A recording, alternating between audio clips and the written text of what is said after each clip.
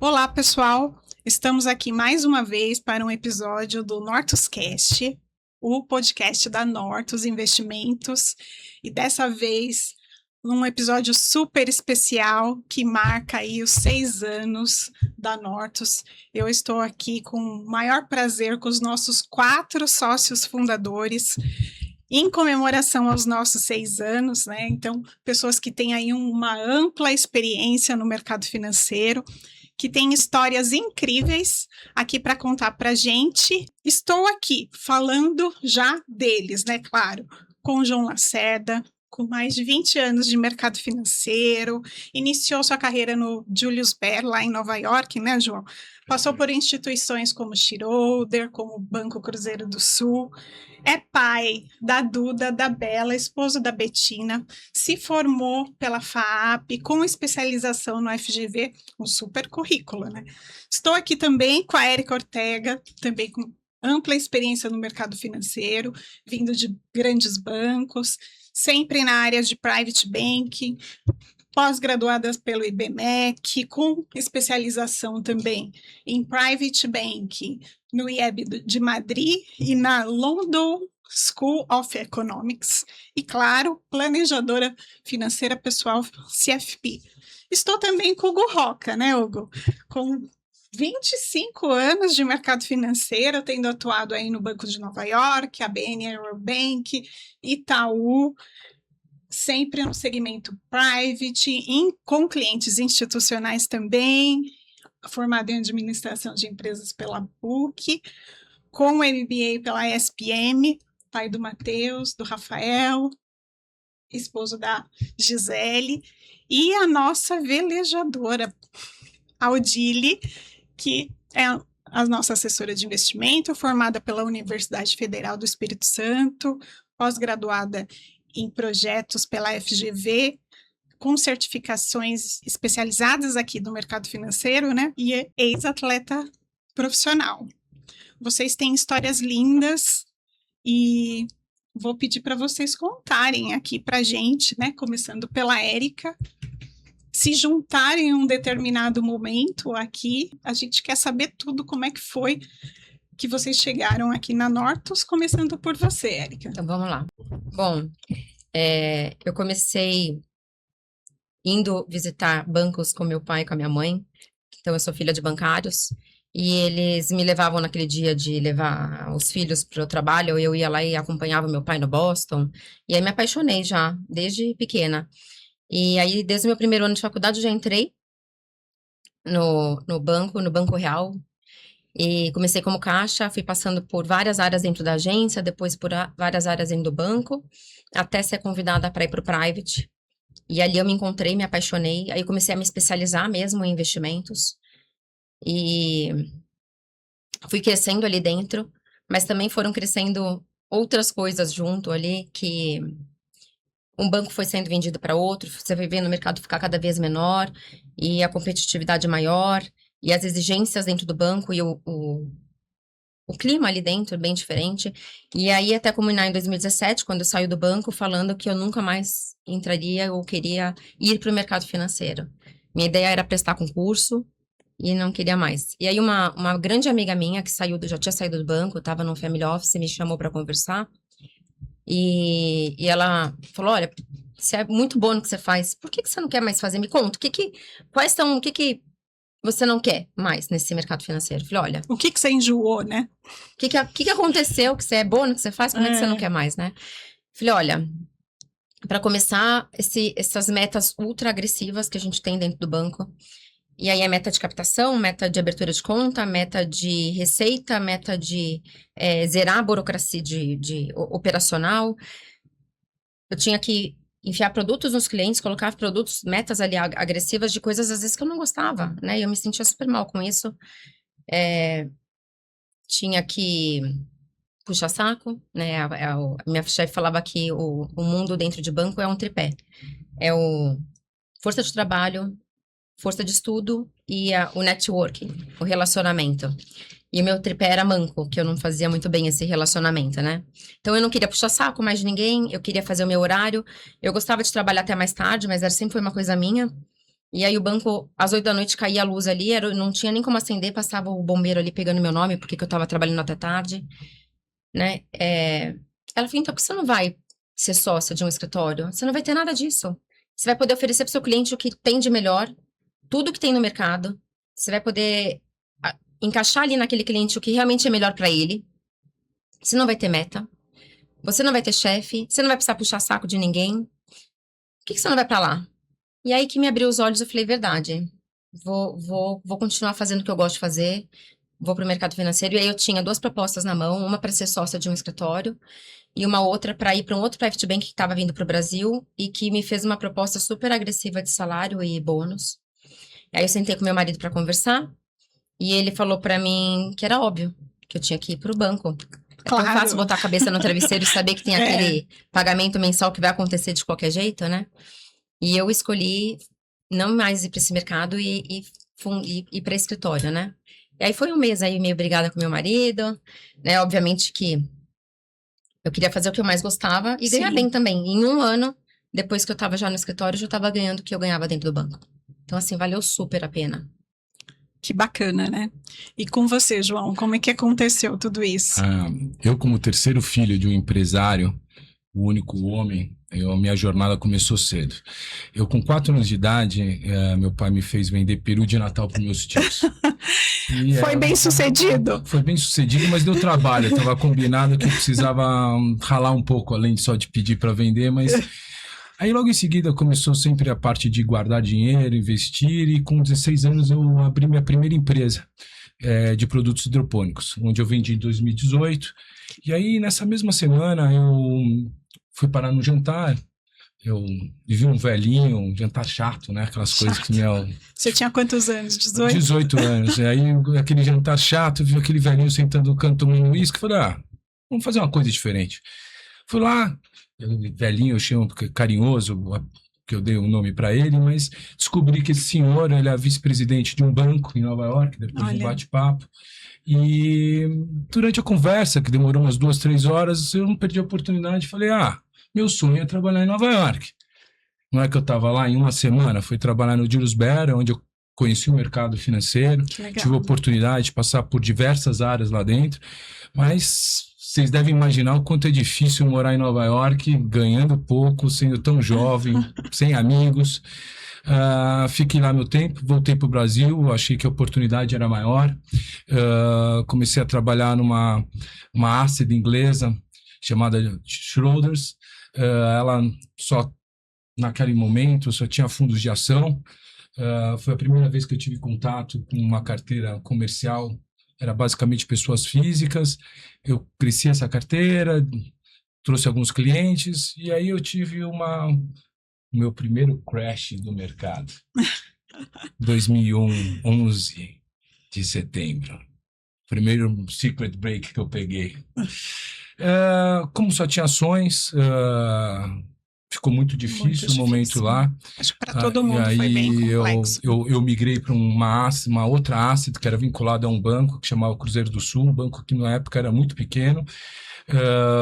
Passei 2 anos nessa asset, migrei para divisão internacional, fizemos captação lá fora, chegamos até a fazer um papel perpétuo de 500 milhões.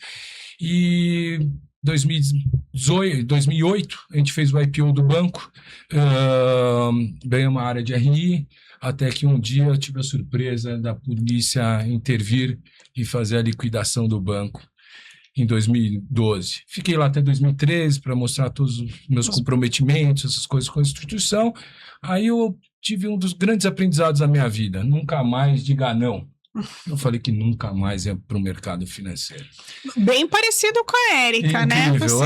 Mas o mercado financeiro tem um bichinho que entra na corrente sanguínea, eu costumo falar. Sem dúvida. E aí você não consegue mais, assim. É verdade. Nesse momento que eu saí do Cruzeiro do Sul, eu comecei a investir em pequenas empresas, até que em 2017 eu me juntei à XP.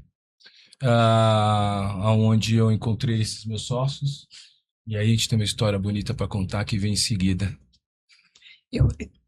Aguardem, hein, pessoal, que agora a gente vai ouvir um pouco sobre o Hugo. Conta como foi aí o grande encontro. Primeiro que esse bichinho do mercado financeiro está no sangue e nunca mais saiu, né? Não vendi peru, né, para os meus familiares, mas a minha história é muito parecida com a história da Érica.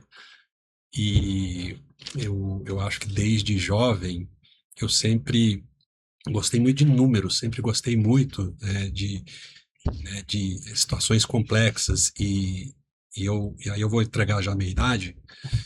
Eu lembro do Comint, né, um banco, né, era muito conhecido na época. Ele existiu.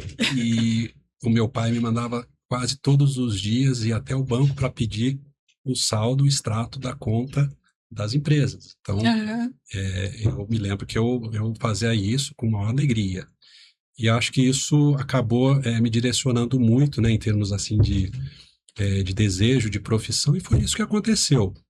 Então, eu desde sempre, né, me enxerguei vendo, me enxerguei trabalhando, né, no mercado financeiro, e aí eu falei para o meu pai, eu quero que o senhor tente, né, falar com o gerente da agência, e eu quero ver se ele consegue uma vaga de trabalho para mim. Bom, enfim, isso acabou, né, também me ajudando muito a decidir o que eu ia fazer, em termos de profissão, de carreira. Fiz faculdade em administração de empresas, né, e muito pensando nisso. No primeiro ano de faculdade, eu já estava trabalhando em banco. Então, e daí, né, até hoje, eu nunca mais saí dessa vida financeira. É o que eu sei fazer desde sempre, sempre gostei muito disso. E aí, como é que a minha história se junta aqui com os meus sócios? Foi exatamente uma coincidência. Eu tenho desses quase 30 anos aí de experiência financeira, metade foi num grande banco, né, no Banco Itaú. Eu comecei no private do Itaú e eu depois migrei para a área de clientes institucionais, e um dos meus clientes é a XP. Então foi muito natural essa conexão com eles aí ao longo, né, dos meus últimos anos, vamos assim dizer, lá dentro do banco. E eu fui entendendo que aquilo ali era realmente ali uma proposta muito diferente, né? Totalmente diferente do que era convencional para a vida de quem trabalhou sempre em banco e mercado financeiro. E ali eu enxerguei uma grande oportunidade. E aí acho que, né, teve um fator super importante. Eu, de novo, vou entregar a minha idade aqui, segunda vez. Eu estava com 45 anos de idade. Eu falei assim, mais 5 anos eu acho que o meu prazo de validade aqui vai tá meio comprometido. Vai estar comprometido. Então eu tive essa capacidade, esse bom senso, né, de falar, poxa, como é que eu agora me planejo para fazer, talvez, não uma transição de carreira, mas talvez a construção de um projeto de vida, né? E eu chamo isso de projeto de vida. Eu faço questão de sempre falar, né? Esse é o meu projeto de vida. Ele é muito mais do que uma experiência profissional, e acho que a gente vai conversar bastante sobre isso aqui. E, resumindo, assim, eu estou, né, realizado. Você também teve esse desafio da Érica de convencer a esposa? Sim, óbvio.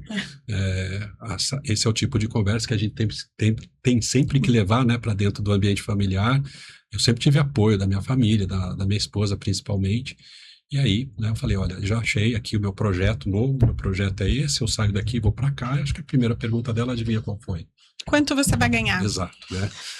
Eu falei para ela nada. Não vou ganhar nada. Não, R$0, né? Não estou entendendo, né? Você está no momento bom da sua carreira, você está no ápice, né? Você tem uma exposição boa, você ganha bem, você tem bons, bababá. Não é mais isso, né? Então, isso é super importante para quem ingressa, né, no modelo empreendedor. Eu sempre quis fazer isso, enxerguei. Por isso que eu falo do projeto de vida. Ingressei exatamente nesse projeto, pensando muito nessa carreira empreendedora. Eu sabia que o começo é dar um passo de lado. Eu tinha certeza absoluta que isso no tempo, né, ia mais do que compensar. E assim como a Érica colocou, hoje eu vivo integralmente disso, né, desse business, desse negócio realizado, como eu estava comentando. E a gente tem um monte de história bacana ainda para contar aqui para todos vocês. Legal. E aí você, né, Odile, você também tem uma história bem diferente. Gostaria que você falasse aqui um pouco para gente. Uma história inspiradora. Diferente dos meus sócios, eu não fiz carreira executiva antes de ser assessora de investimentos. eu era atleta de alto rendimento. Olha. Então, eu tive a felicidade de quando, na adolescência, eu fiz a escola de vela, né? Uma escola que a gente fica até os 15 anos. Escolhi velejar de laser depois.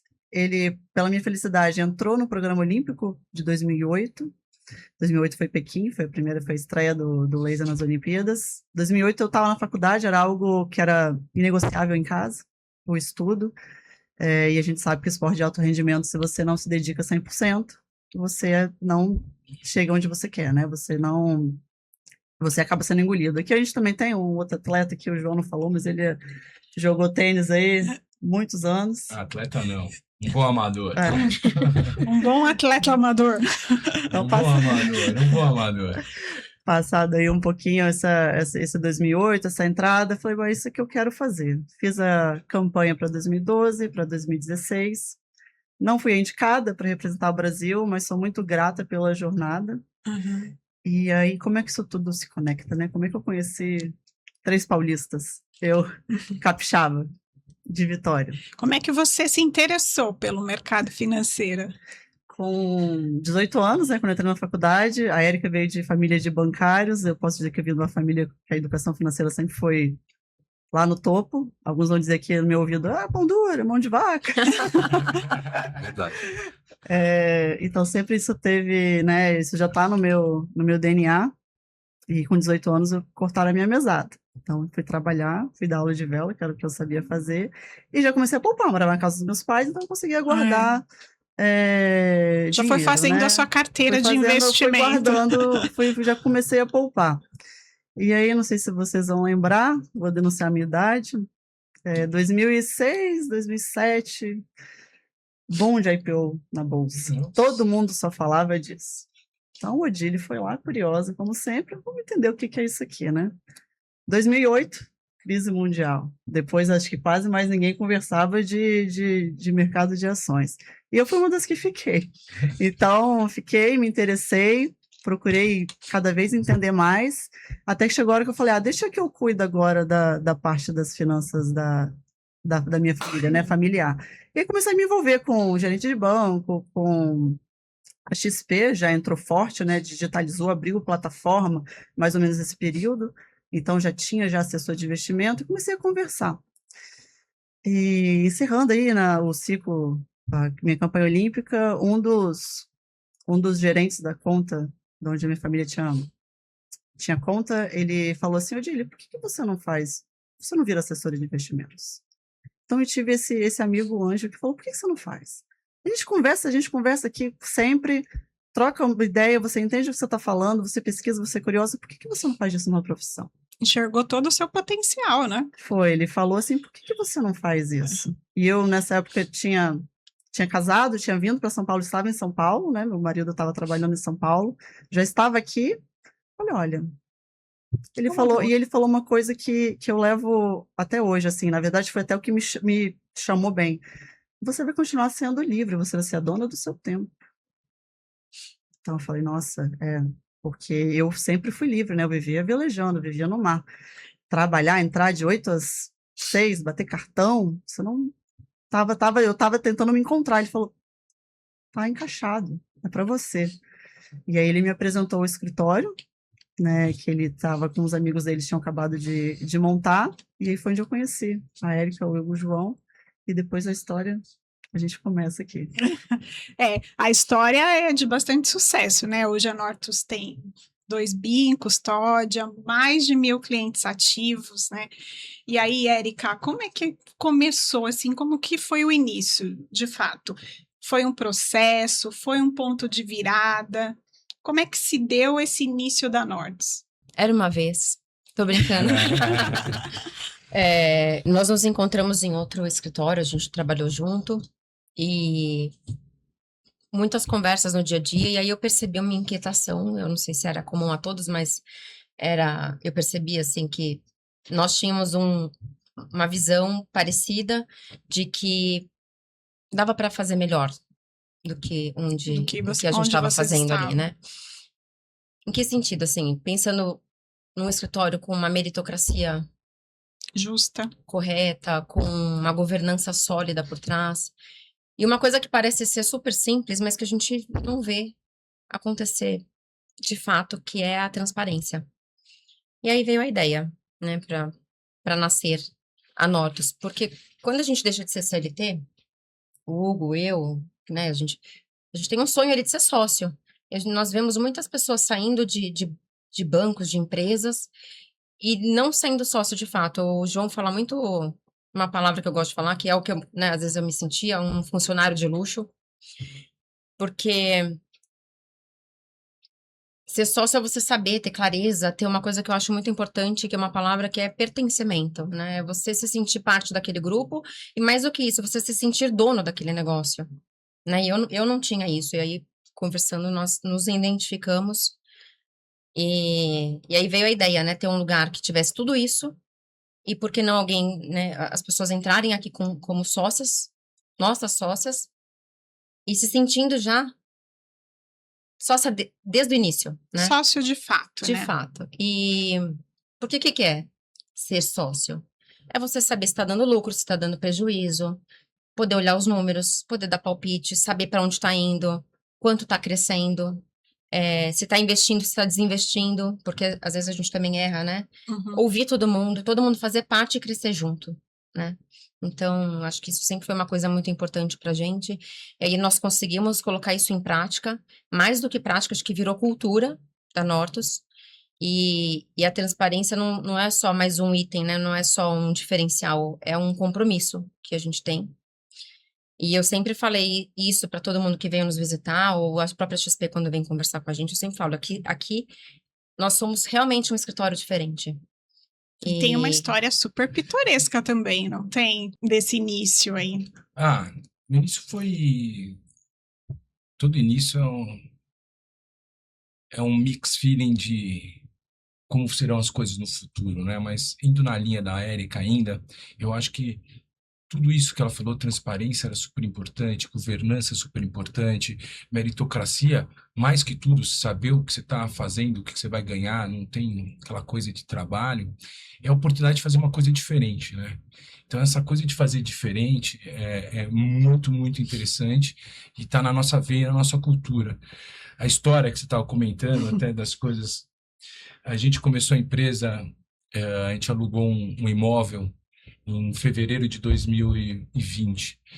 E o imóvel precisava passar de umas reformas, a gente tinha um sonho da Nortus ser muito grande naquela época, a gente pegou um imóvel talvez maior do que a gente queria, né, para o nosso desejo, e no meio dessa reforma, um dia a gente veio a nossa Covid, né?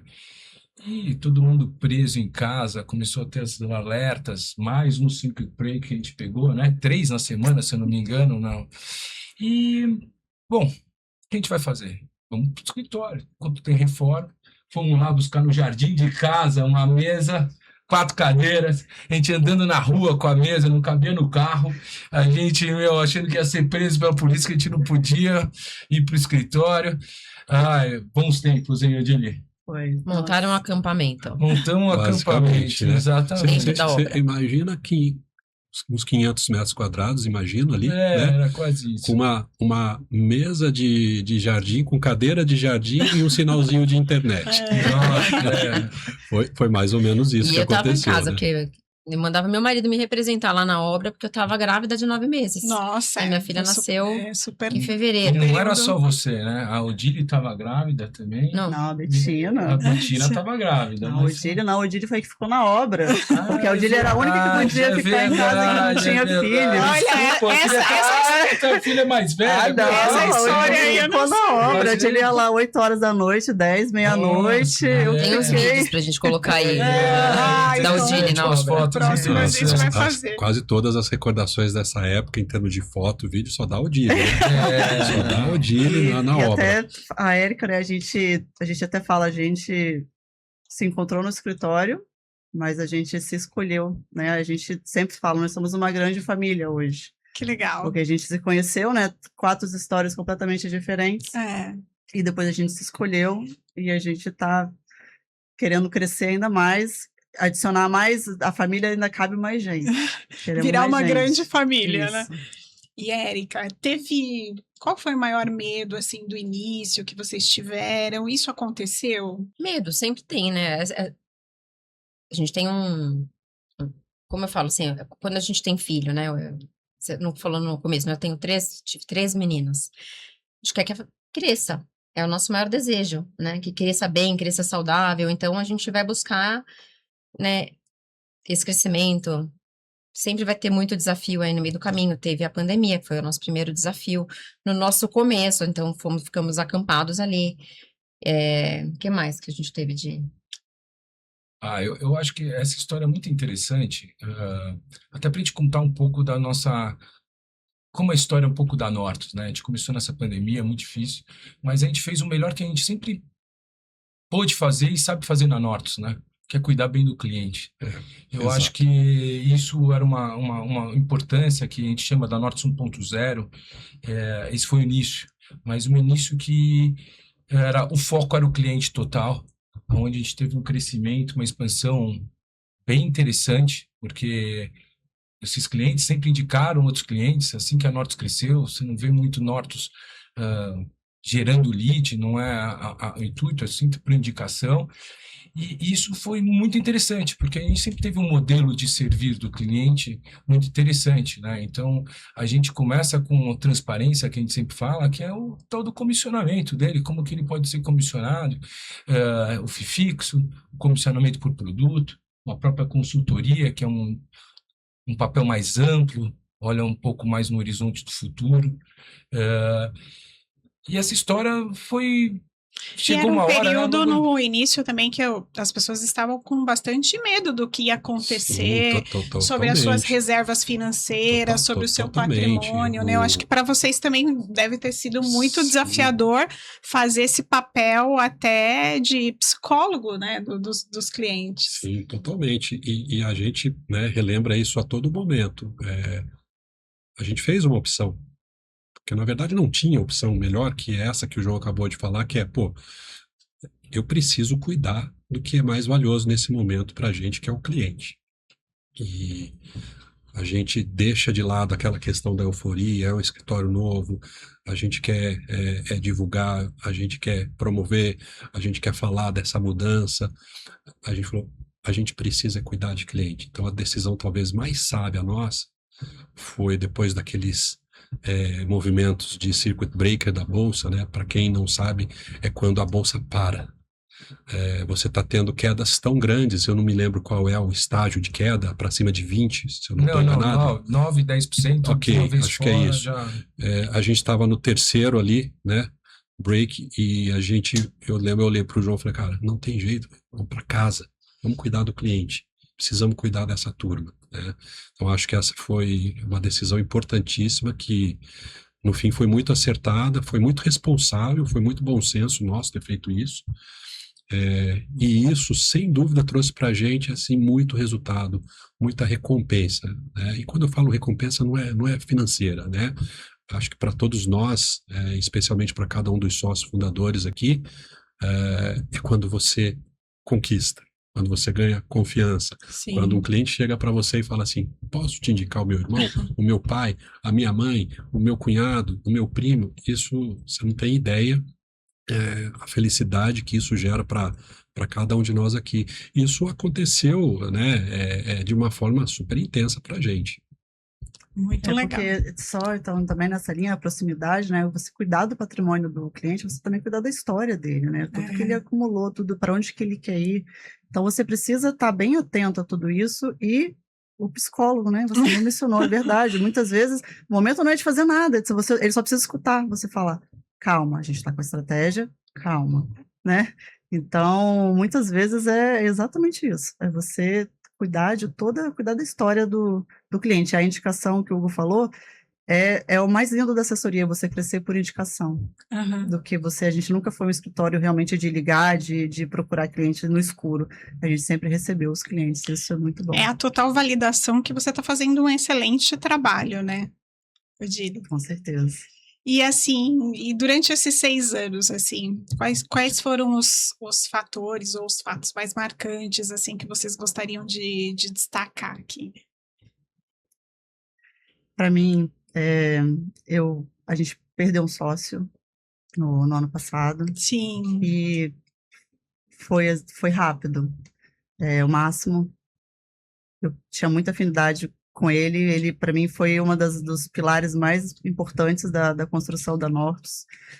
O legado dele vai ficar assim muito com a gente, e, inclusive o cuidado que ele teve de fazer até a transição dos Olha clientes dele, tá? Ele nunca desistiu de lutar, mas ele tinha um carinho tão grande também pela empresa, por tudo que ele também construiu, que ele teve esse cuidado, que isso é nosso, isso vai ficar para sempre. Virou legado, né? Legado. Com certeza. Que legal.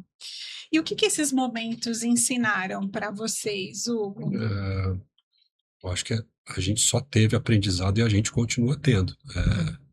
Eu acho que um dos mais importantes aqui foi, primeiro, a gente reconhecer, e eu acho que isso é muito importante para quem está ingressando num projeto empreendedor, que a gente não sabe tudo. A gente cresceu de uma forma extremamente rápida.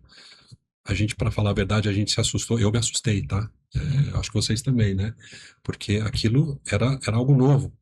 A gente no meio de uma pandemia e a gente crescendo assim de forma assim muito acelerada. A gente se reuniu, acho que, né, conversas ali, eu falei, tá na hora da gente pedir ajuda. Peraí, esse negócio está crescendo, esse bichinho vai ficar gigante, né? E aí, algumas ideias, né, para contratar consultoria, para talvez trazer ajuda profissional. A gente foi testando isso, um aqui, outro ali. A Érica conhece muito bem um dos nossos clientes, o Rodrigo. O Rodrigo foi dando uns pitacos, né? Sim. Olha, essa consultoria aqui não vai te ajudar, essa aqui deixa para lá, essa aqui esquece. Pô, a gente olhou um para o outro e falou assim, por que a gente não chama ele? Né? Então, o Rodrigo, ele foi uma peça super importante para a gente. Então, esse momento da gente, né, reconhecer que a gente não sabia tudo e a gente precisava realmente de um apoio estratégico, um olhar de governança, né, nos ajudou muito. E nesse momento, a gente convida o Rodrigo para criar esse alicerce, a gente chama isso de alicerce, e foi aí que a empresa realmente se estruturou, se organizou. Ali a gente cria governança, ali a gente cria processos inteligentes, a gente começa a entender de estratégia, de finanças, de tudo. Então esse aprendizado para a gente foi fantástico. A gente começa com um comitê, eu lembro que a gente ficava uma vez por semana, né, em discussões intermináveis, muito acaloradas, né,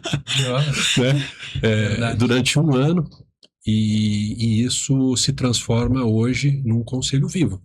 Então, hoje a gente tem na nossa estrutura a governança traduzida dentro de um ambiente de conselho consultivo, onde ele, inclusive, ele lidera esse fórum, e aqui é onde a gente toma as decisões estratégicas, a gente define o direcionamento, o norte da empresa. Fala sobre pessoas, né? Muito. Aliás, é o que eu sempre, né, digo lá, né? A gente precisa começar a nossa reunião falando de pessoas, né?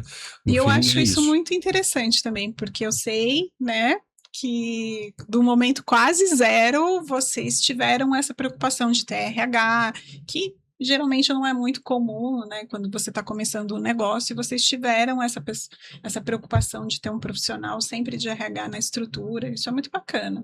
É uma coisa que o Hugo não comentou, né? O Rodrigo foi executivo de alto escalão de diversas empresas. E uma coisa que eu acho linda, né, nesse processo, nós começamos aí em 6 sócios, com mais um assistente, depois a gente foi vendo que o cliente, em primeiro lugar, hoje a gente tem uma estrutura muito maior por trás de nós, e as pessoas, meritocracia, foram crescendo dentro da empresa. Então, a gente tem pessoas que começaram como assistente, viraram especialistas de mesa.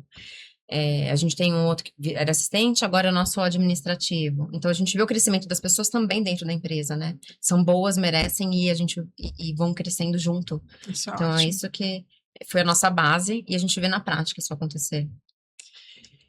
E, João, me conta, vai. Eu estou super curiosa para saber como é que vocês fazem para os clientes gostarem tanto de vocês. como a gente falou atrás, né, a Nortus nasceu com um perfil foco no cliente. A gente tem um modelo de servir que no funil, na jornada do cliente, na verdade, a gente tem as áreas que são de apoio, que hoje são muito maiores que as áreas comerciais. Para você ter uma ideia, a gente tem hoje 6 comerciais para 14 pessoas no total na empresa. Elas têm que fluir da melhor forma, porque a gente entende que na vida do cliente, o nosso benefício é quanto mais tempo ele fique com nós. Então, além do foco comercial, que somos nós, a gente tem um back-office 2 vezes premiados pela XP. O ano passado foi 5º, esse ano a gente já está em 2º. Vamos procurar o 1º lugar.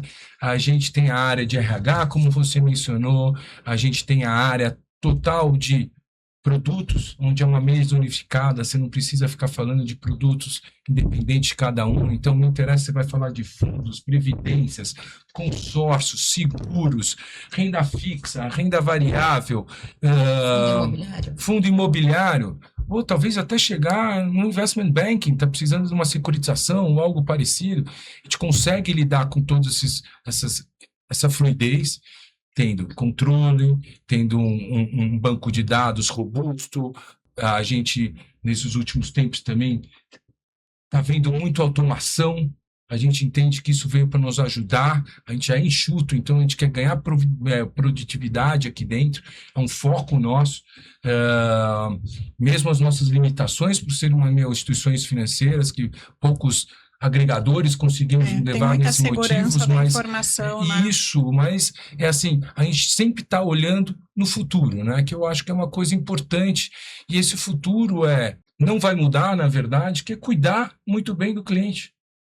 É muito engraçado que começamos a nossa história com um perfil de cliente que ele se mantém até hoje.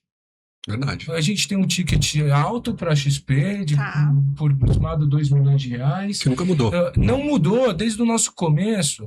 Então, a gente entende que a gente tem clientes grandes dentro, vários profissionais que a gente chama, que são clientes acima de 10 milhões, mas a importância para nós é o tal do grupo familiar. A gente atende desde o fundador da empresa a netos. A Érica, por exemplo, ela tem uma coisa dela que é muito importante, que ela, por exemplo, ela faz mentoria para as crianças e mulheres. Então, esse eu acho trabalho que isso das mulheres também é super é interessante. muito legal, muito bacana. saber esse trabalho. A gente quer passar uma educação financeira.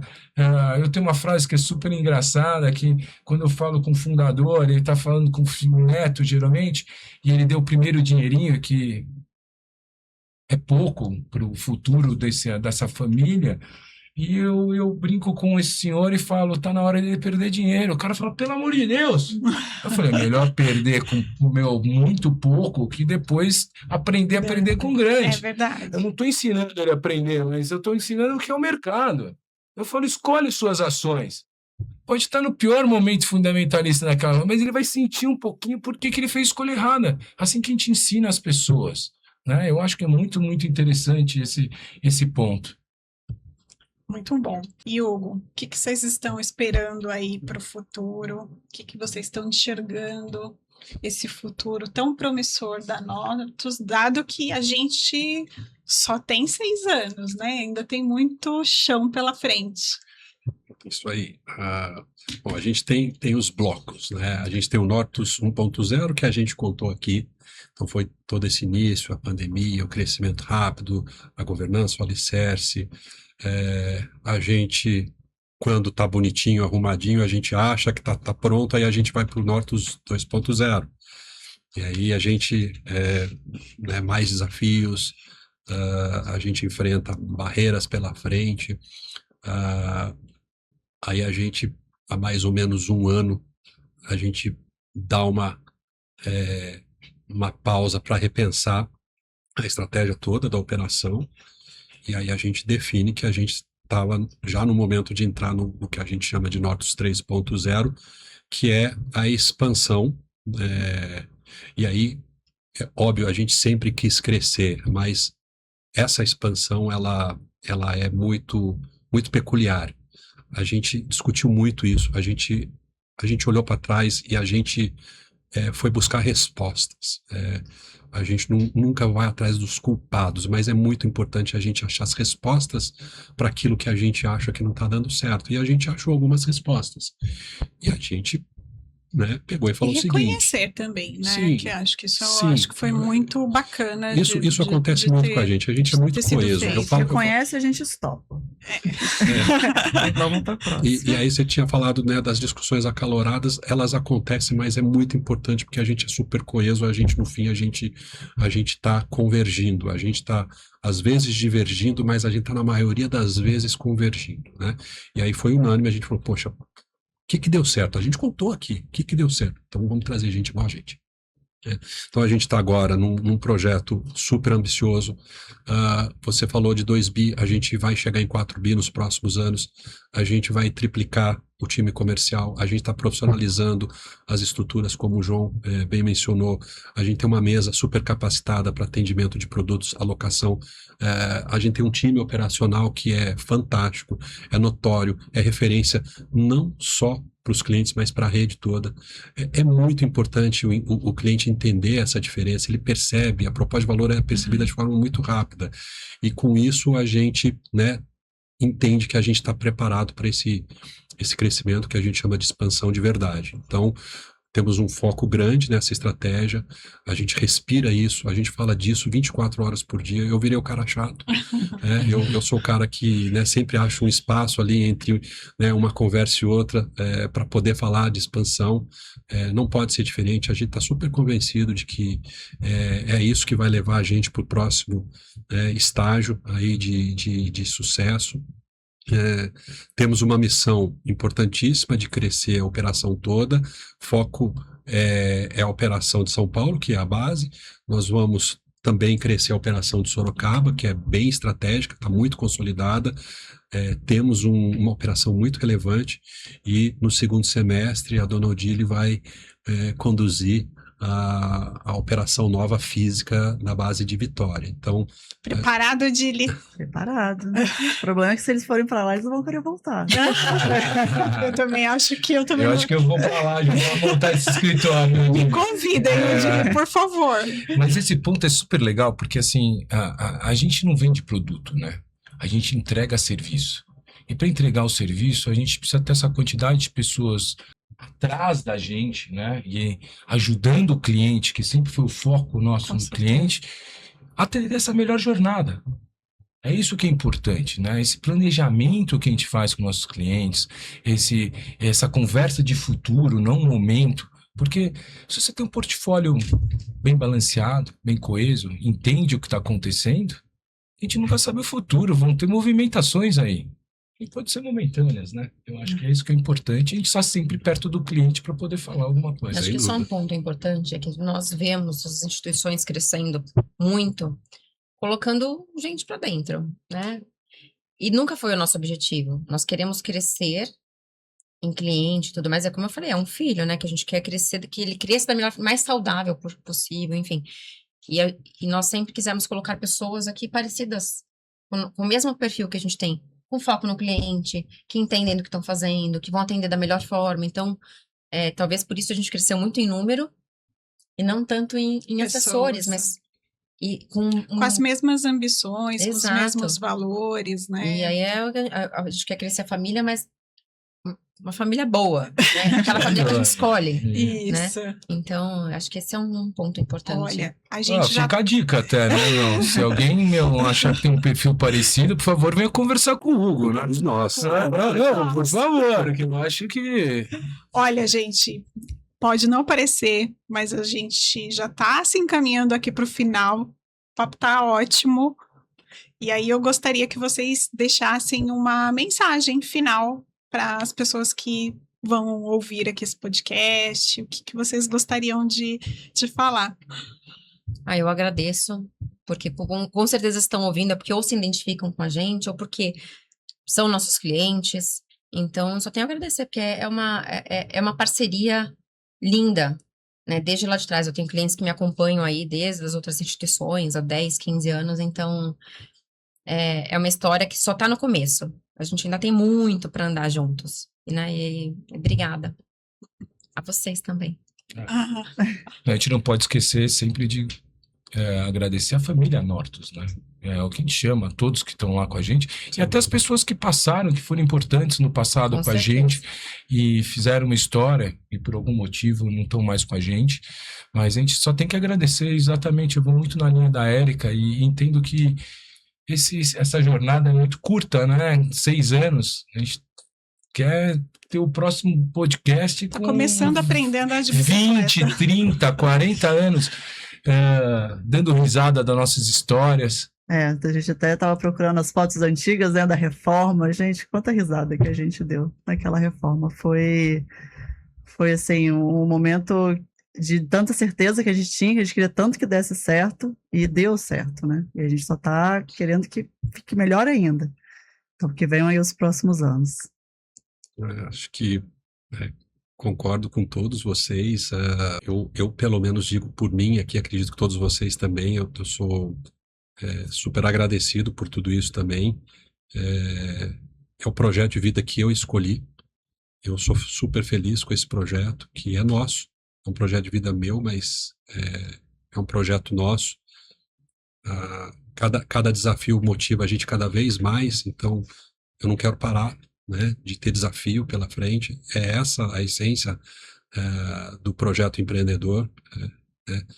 Sempre em frente, sempre evoluindo, continuar empreendendo. Quem quiser, obviamente, mandar um currículo para né, as posições. De fazer parte da família. Para fazer parte da família aqui. Time. Né? A gente está muito, muito contente, muito ansioso para recepcionar aí os futuros sócios. E é isso. Né? Acho que aqui não para. A gente continua hoje e sempre. Legal. Eu vejo assim muito claro que a Nortus não é simplesmente um escritório de investimentos, né? É uma prova viva de que a gente consegue cuidar do cliente com a maior excelência, sendo um excelente ouvinte para esse cliente, e a gente também consegue fazer as coisas com transparência, com clareza, com ética e com cuidado, e que venham aí mais 100 anos, tá bom, pessoal? Pô, eu não vou estar aqui, meu. Mas tomara que a empresa esteja. Vai estar a Duda, a Bela. Não, mas mesmo assim. Boa noite, Diana. Já estamos falando o de Rafa, neto esse ano. Matheus. Mas, Até a próxima, vida pessoal. eterna.